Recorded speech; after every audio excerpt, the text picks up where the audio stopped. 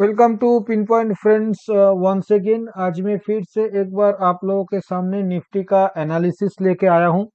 आने वाला हफ्ता में निफ्टी में क्या हो सकता है, क्या क्या पॉजिटिव और क्या क्या नेगेटिव पॉइंट्स देखने को मिल रहा है, इसी के चर्चा के ऊपर आऊंगा। पर इससे पहले आप लोगों को मेरा यही रिक्वेस्ट है, आप लोग वीडियो को लाइक कीजिए, शेयर कीजिए और चैनल को जरूर सब्सक्राइब कीजिए। फ्रेंड्स, पिछले हफ्ता मैंने आप लोगों के साथ जो चर्चा करके गया था वहाँ पे ट्रेडिंग स्ट्रेटेजी मैंने कुछ भी शेयर नहीं किया था, तो उसके ऊपर मैं नहीं आ रहा हूँ। आप लोग जैसे भी ट्रेड किया है, उम्मीद यही करूंगा कि आप लोगों को मुनाफा बना होगा। पहला बात, मैं फ्रेंड्स आज वीडियो के शुरुआत में एक बात कहना चाहूंगा, गौर से सुनिएगा, इस बात को बुरा मत मानिएगा। मैं पिछले 4-5 हफ्ता से आप लोगों को बता रहा हूं कि कॉशस होना चाहिए। बाजार थोड़ा बहुत करेक्ट कर सकता है, ऊपर से हल्का हो सकता है। कहीं पे मैंने अपना कोई भी बियरिश व्यू नहीं जताया, कोई भी डेरिवेटिव ट्रेडिंग के लिए मैंने नहीं कहा। मैं सिर्फ इतना कहा कि अपना पोर्टफोलियो एक बार कैश में कन्वर्ट करिए या तो फिर हेज करिए। जो लोग रिस्क टेकर्स नहीं हैं उन लोगों के लिए, जो रिस्क लवर्स है वो अपना मर्जी कुछ भी कर सकते हैं। जो रिस्क नहीं लेना चाहते हैं उनके लिए मैंने बताया था कि एक बार थोड़ा सा अगर लालच को मतलब थोड़ा सा दूर रखा जाए तो ऊपर का 5-7% का रैली अगर छोड़ने के लिए आप तैयार है तो एक बार कैश में बैठना बेटर हो सकता है, ऐसा मेरा मानना है। पिछले 4-5 हफ्ता से मैं यही कह रहा हूँ। पर यहाँ पे फ्रेंड्स, मेरे को इस हफ्ता में टीवी पे जो बिजनेस चैनल्स आता है, मैं किसी का नाम नहीं ले रहा हूँ, वहाँ पे जो देखने को मिल रहा है 40-40 साल का दिग्गज निवेशक, और वो भी एक नहीं, 4-5 बड़ा दिग्गज निवेशक आके बता रहा है कि बाजार में कोई भी बुराई नहीं है। अ, किसी का ये मानना है बाजार यहाँ से 10 गुना हो सकता है आने वाले दिनों में, किसी का ये मानना है सेंसेक्स 1 लाख हो सकता है, किसी का ये मानना है सेंसेक्स 2 लाख हो सकता है, किसी का ये मानना है कि बहुत ही जल्द निफ्टी 20% से लेके 25% का अपसाइड तुरंत दिखा सकता है। तो इतना बड़ा बड़ा दिग्गज निवेशकों को अगर ये लगता है तो मेरा आप लोगों से यही विनती है कि कृपया करके आप लोग मेरा जो नजरिया है, मेरा जो व्यू है, मेरा जो एनालिसिस है, उस पे उसके ऊपर ज्यादा भरोसा मत करिए, ना करिए। मेरे एनालिसिस के ऊपर बिल्कुल भी भरोसा मत करिए, क्योंकि देखिए, बाद में मैं कोई ब्लेम नहीं लेना चाहता हूँ। मैं यहाँ पे आता हूँ एनालिसिस करने के लिए, आईना दिखाने के लिए। जो मेरे को समझ में आता है, जो मेरे को लगता है, मेरा लर्निंग जितना परमिट करता है मैं उतना आप लोगों को कोशिश करता हूँ समझाने के लिए। पर अगर मतलब इतना बड़ा दिग्गज दिग्गज इन्वेस्टर के मुकाबले में कोई भी, मैं एक बहुत ही मामूली सा छोटा सा एक ट्रेडर हूँ और एक टेक्निकल एनालिसिस का स्टूडेंट हूँ, इसके अलावा कुछ भी नहीं। तो इसीलिए मैं कह रहा हूँ कि कृपया करके मेरा एनालिसिस के ऊपर ज्यादा भरोसा मत कीजिएगा इन फ्यूचर। अभी मैं आऊंगा एनालिसिस के ऊपर फ्रेंड्स। इस हफ्ता फिर भी एक हफ्ता बीत गया जहां पे कुछ भी देखने को नहीं मिला। अ, क्यों मैं कह रहा हूँ, देखिए, आप कह सकते हो कि पिंटू दा आपका तो व्यू बियरिश था, बाजार पिछले हफ्ता से मुकाबले इस हफ्ता 150 पॉइंट से भी ज्यादा गिरा है। हाँ, बिल्कुल हुआ है ये, मैं इनकार नहीं करूंगा। पर इतना इतना छोटा सा उम्मीद भी मेरा नहीं था। एक बाजार नीचे से 10-12% का रैली करने के बाद पुराना टॉप के नजदीक से अगर रिवर्स कर भी रहा है तो वो पूरा हफ्ता लेके ये सिर्फ 150 पॉइंट का करेक्शन, ये कोई जेन्युइन रिवर्सल पैटर्न हमें अभी भी नहीं लग रहा है।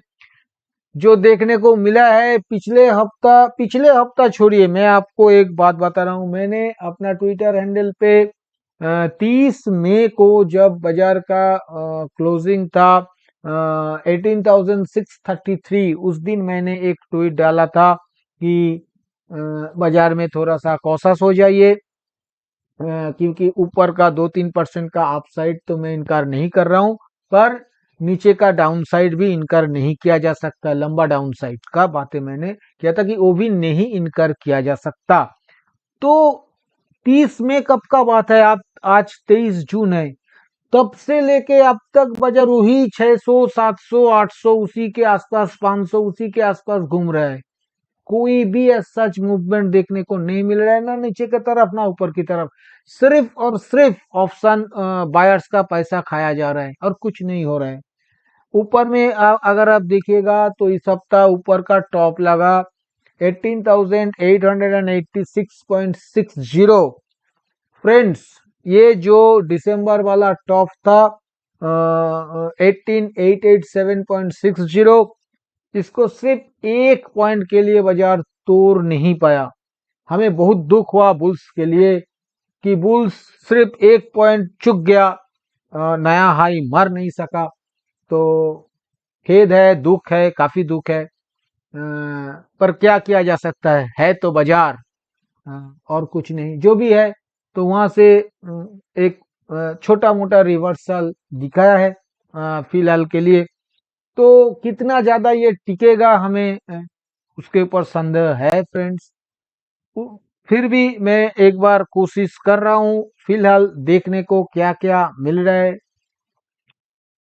देखिए, पहला बात है, मैंने जिस ओएच का बात किया था पिछले हफ्ता आप लोगों के साथ, बाजार बाजार फ्रेंड्स ट्यूसडे के दिन उस ओएच को नीचे की तरफ काटा था, अच्छा खासा काटा था, और काट के वापस रिकवरी करके वो ओएच के अंदर आके क्लोज कर दिया था। पहला इंडिकेशन वहीं पे मिला था कि ये वेज कटने वाला है, क्योंकि ये ऊपर की तरफ नहीं कटा था, नीचे की तरफ कटा था। अगर ऊपर की तरफ भी कटा हुआ होता तो ये इंडिकेशन मिलता कि ये वेज के ऊपर की तरफ ब्रेकआउट कर सकता है, जो कि हुआ नहीं।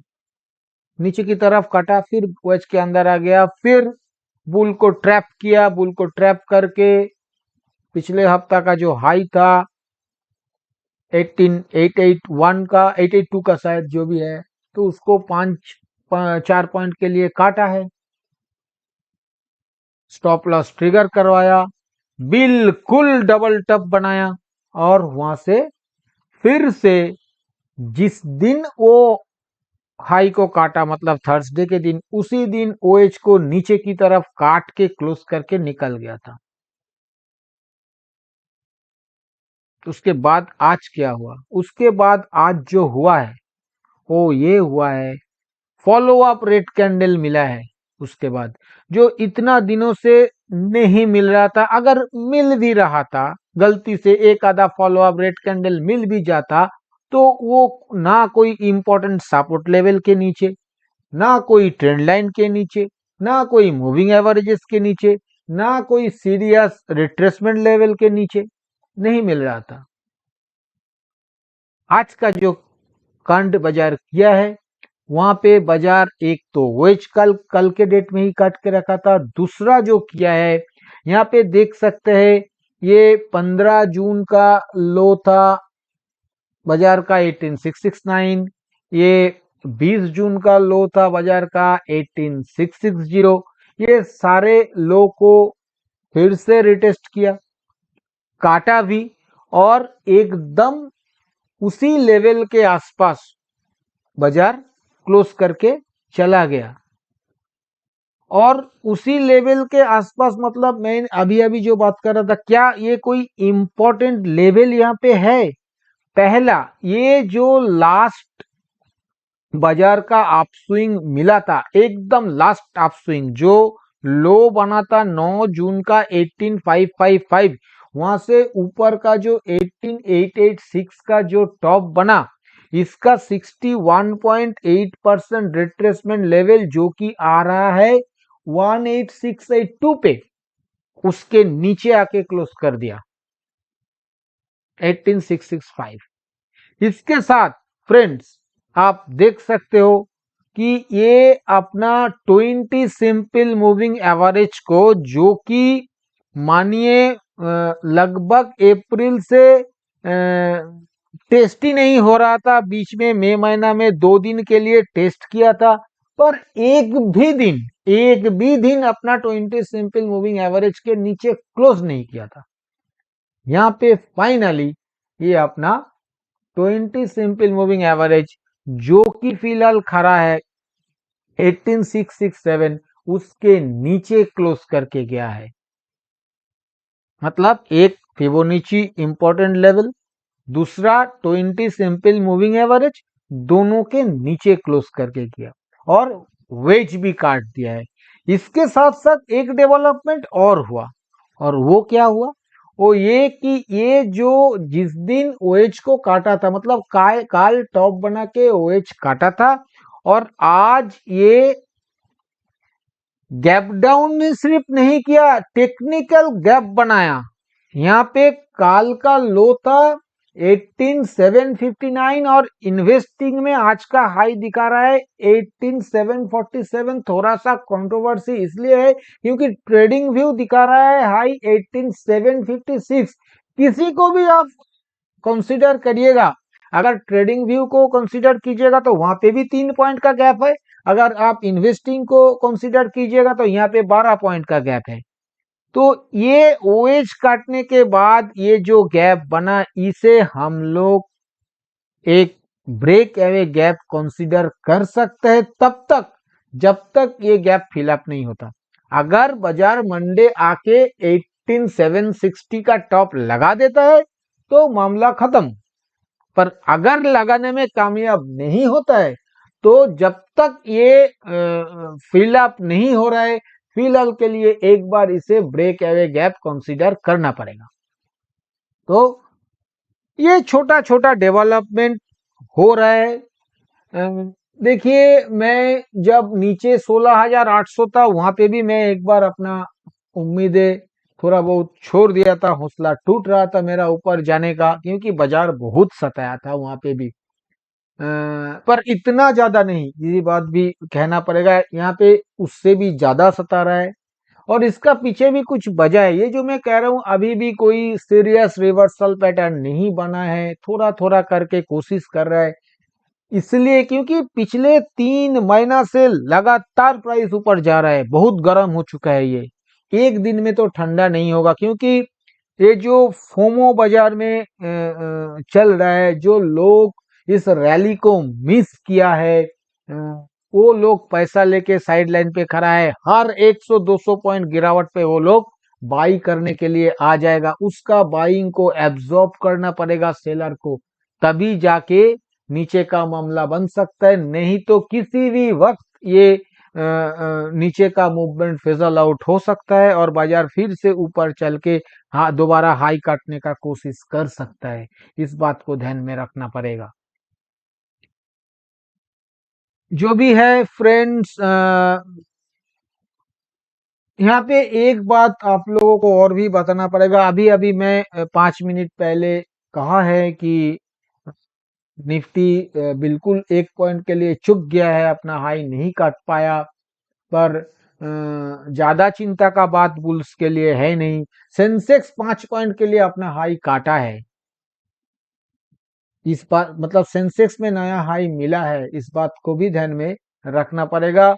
तो इससे मद्देनजर रखते हुए आप देखिए, ऐसा बहुत ऐसा ऐसा शायद ही देखने को मिलता है कि किसी एक इंडेक्स मारा है हाई या लो, दूसरा इंडेक्स नहीं मारा है, ऐसा बहुत कम देखने को मिलता है। तो ये सेंसेक्स मारा है तो निफ्टी इन नियर फ्यूचर एक बार दोबारा हाई मारने का कोशिश कर सकता है, इस बात को ध्यान में जरूर रखिएगा। तो जो भी है फिलहाल ये सब छोटा छोटा डेवलपमेंट हो रहा है। अभी देखिए नीचे बहुत सारा सपोर्ट है, हर 50 100 पॉइंट पे आपको सपोर्ट देखने को नीचे मिलेगा।